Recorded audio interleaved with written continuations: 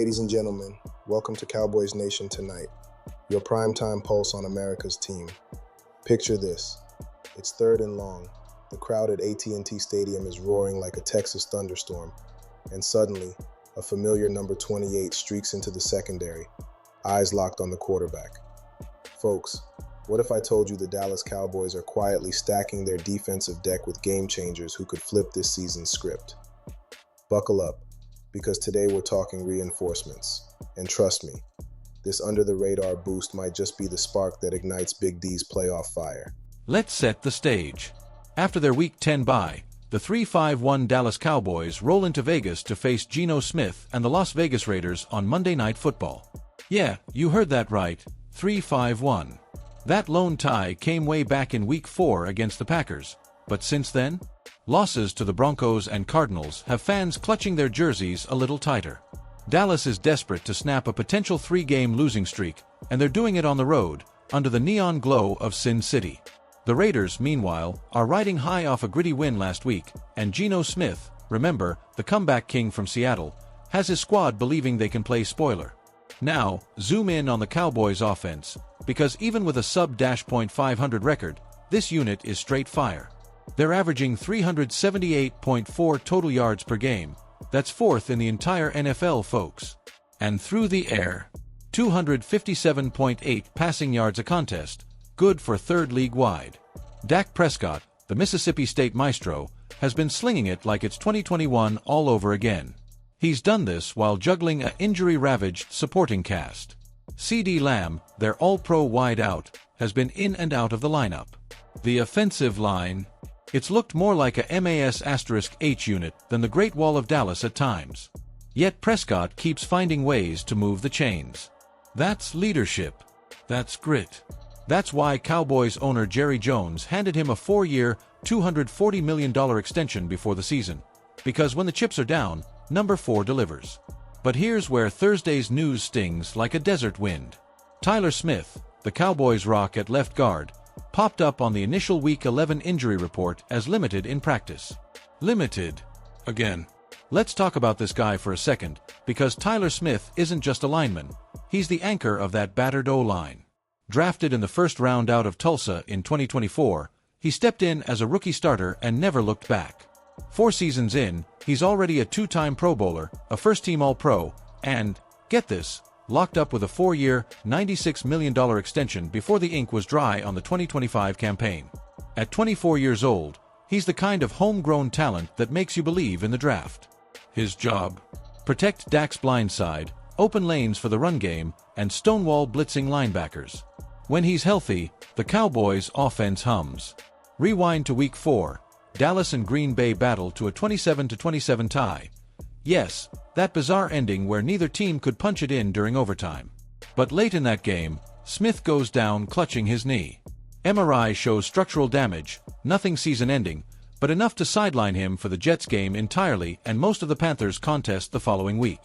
Since Week 6, he's been a limited participant in practice. Think walkthroughs, no contact, just trying to stay loose. He's gutted out the last 3 games, but you can see it in the tape. He's laboring on combo blocks, he's late on pull assignments, and edge rushers are getting home quicker than they should. The bye week was supposed to be the cure-all, 7 full days of rehab, ice tubs, and hyperbaric chambers at the Star in Frisco. Yet here we are, Thursday practice rolls around, and Tyler Smith is still listed as limited. Sources inside the facility tell me the training staff is cautiously optimistic. He suits up Monday night, but nothing's guaranteed.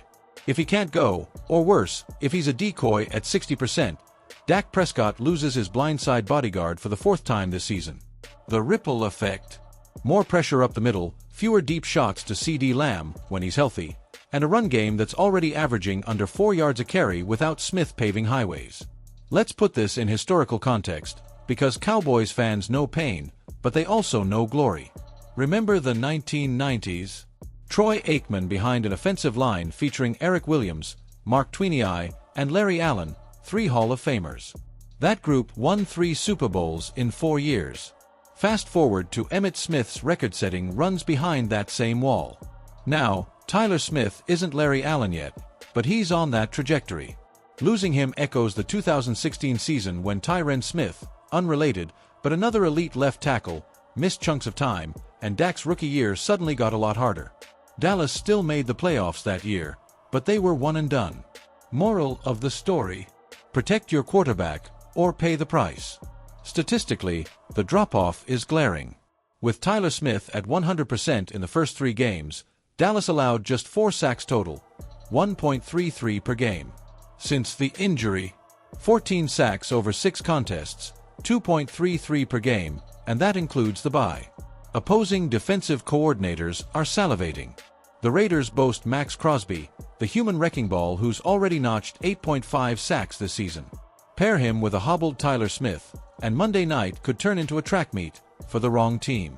Now, let's hear some voices from inside the locker room, imagined, but grounded in what we know these guys would say.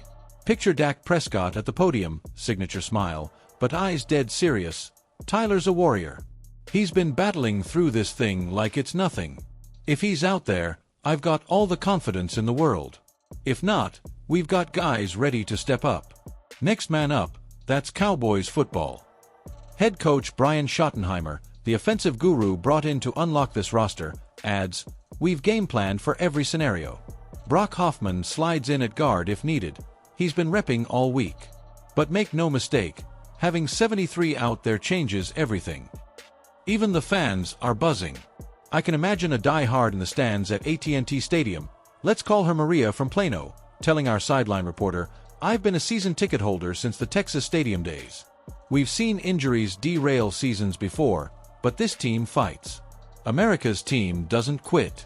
Beat the Raiders, get to 4-5-1, and let's start climbing that NFC East ladder." Speaking of the NFC East, never forget the rivalries that define this franchise. The Eagles are lurking at 6-3, the Commanders suddenly frisky at 5-4, and even the Giants have shown flashes. A loss in Vegas drops Dallas 2 games under .500 with a murderous stretch ahead. Thanksgiving against the Commanders, then the Lions on the road, then a rematch with Philly. Win Monday, though. Suddenly you're 4-5-1, the offense is rolling, and playoff chatter isn't just wishful thinking. The expanded 14-team postseason means 7-10 might sneak in if the cards fall right. Stranger things have happened. Ask the 2020 Washington football team. Tactical breakdown time. The Raiders run a 4-3 base under defensive coordinator Patrick Graham, but they love mixing in exotic blitzes on 3rd down. Geno Smith isn't a scrambler, but he's accurate on the move. Think 68% completion rate when rolling out. Dallas counter. Lean on that high-powered passing attack. Target Raiders cornerback Jack Jones, who's been burned for 3 touchdowns in coverage the last 2 weeks. Get CeeDee Lamb on slants and digs. Let him work the middle of the field where Vegas safeties cheat up against the run. And if Tyler Smith can't go full throttle, slide protection left, chip with the tight end, and let Dak cook with quick rhythm throws. 3-step drops, bang, ball out in 2.2 seconds. That's how you neutralize Crosby. Trivia timeout, because Cowboys Nation loves its history.